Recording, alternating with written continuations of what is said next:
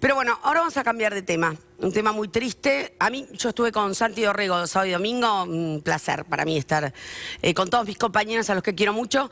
Y nos tocó dar una muy mala noticia que sacudió al mundo del fútbol, y te diría que más que el mundo del fútbol, que tiene que ver justamente con la muerte de Santiago Morro García. Él se quitó la vida, ya está probado, con un arma calibre 22. Por eso, Sergio, quiero compartir con vos esta nota. Y vos sabés que nos pasa, lamentablemente, cuando suceden estas cosas, Lorena, que uno empieza a ir para atrás y empieza a buscar ejemplos de lo que ha ocurrido con muchachos que jugaron al fútbol. Con otros jugadores. Claro. Y vos sabés que empezás a mover la cabecita. A cranearte un poco y te decir... encontrás con muchos personajes. Decís, ¿cómo se fue este? Mirá lo que le pasó. Bueno, Santiago Almeida salió a hablar. A decir, Matías. Perdón, Santiago. Sí, Matías está bien. Sí, Almeida, me lo mezclé con Santiago Dorrego. Sí. Matías Almeida salió a contar que él tuvo una depresión muy fuerte cuando se fue del fútbol. Y por eso queremos, y lo hemos convocado, nos pareció pertinente, volver a esta noticia desde otro ángulo. Porque esto cuánto pasará y en cuántas disciplinas.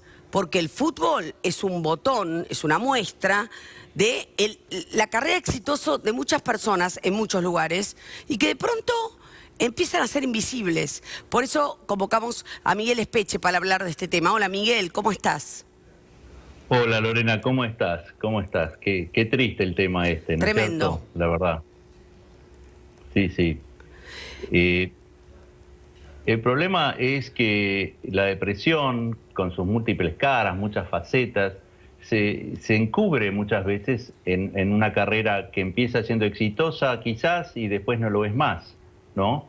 Y cuando uno se ata la personalidad al éxito, cuando ese éxito no viene, puede caer, como le pasa a muchos deportistas de alta competencia, pero también a mucha gente en general, ¿no? Que cuando viene la mala no tienen o no encuentran recursos como para salir adelante y sentirse valiosos, aun cuando no logren los trofeos de la vida, del deporte, de lo que sea, ¿no?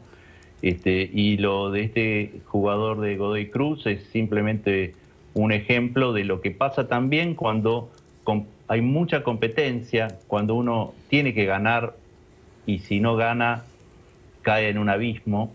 Y Mucha a la presión. vez también muchos deportistas profesionales se atan al rol profesional, se ven como una máquina competitiva y después no saben qué hacer en otras esferas de su vida con su alma, digámoslo de esa manera, ¿no es cierto, Lorena?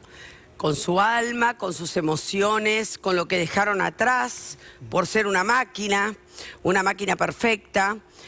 También, y esto lo hablamos con Charito, hay que preparar al jugador de fútbol o a cualquiera que esté en una disciplina deportiva como para saber por qué es importante tener un diálogo con un psicólogo o con un psiquiatra. ¿Por qué te puede ayudar, no?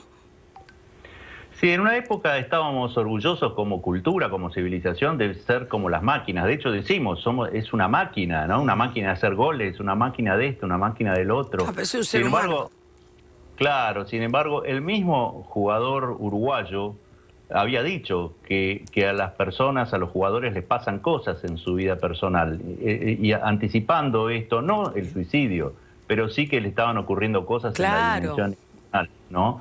Pero esto lo sabemos y también a veces hipócritamente, pero a veces genuinamente las empresas, las esferas del trabajo, de la producción, están incorporando la variable emocional y de calidad de vida integral para los trabajadores, para las personas, porque eso de ser robots no va y genera esto que muchas veces se ve venir, pero en otras ocasiones no se ve venir. ¿Por qué? Porque la persona parece con una cara social y por debajo están transcurriendo un montón de cosas emocionales que no encuentran lugar para manifestarse. Muchas veces alguien está triste y manifiesta esa tristeza y se le dice, pero ¿qué te pasa? No llores, no tiene nada que ver esto que estás diciendo. Y sin embargo, la persona está intentando decir algo de su esfera más íntima y no encuentra eco allá afuera. Por eso a veces la incorporación de psicólogos, no solamente porque el psicólogo está incorporado, por ejemplo, a un plantel de fútbol, ponele, o como acompañante de un tenista de alta de alta gama, digamos, sino por la idea ya de que las emociones son parte de la cuestión, ¿no? Y ya es una forma más humanizada del desarrollo de las actividades humanas, ¿no es cierto? Miguel, ¿cómo te va? Soy Sergio Charito. Hablabas de los tenistas, le agregaba justamente ejemplos a lo que le ocurre a los futbolistas, y me parece que a lo mejor la soledad pasa a ser un problema muy importante, porque el tenista y el jugador de fútbol juegan para mucho público, para una multitud, para sus fanáticos, pero llega un momento, la mayor parte de su vida, si no están cerca de la familia, están mucho tiempo solo, más a los que son, entre comillas, extranjeros, ¿no? Veíamos el caso de Gael Monfils, deportista de elite, ahí lo vemos dando una conferencia de prensa y no pudo contener, digamos, sus emociones y empezó a llorar. ¿Cómo juega esto de la soledad también en muchos deportistas?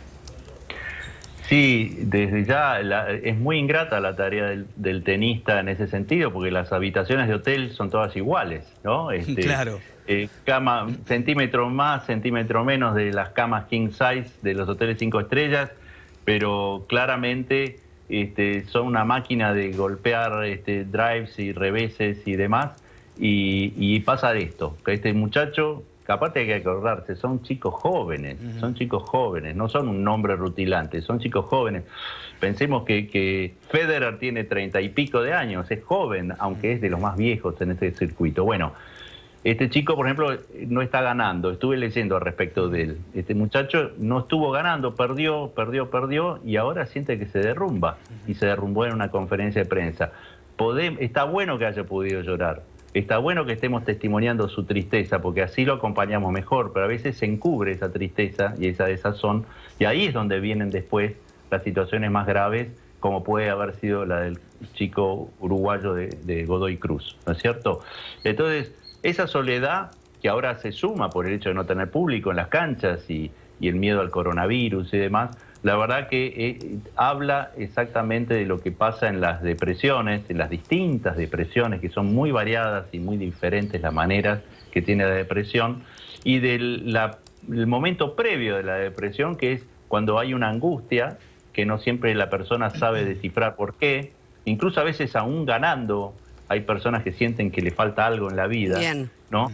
Claro. Y no encuentran forma de poderlo expresar, y ahí es donde está bueno tener una amplitud de cabeza como para dejar que las personas se expresen, no empezar a decir si es lógico o no es lógico lo que están expresando, para poder generar un buen diálogo, una buena comunión con el otro, para salir, como decía Sergio, de esa soledad, ¿no es cierto?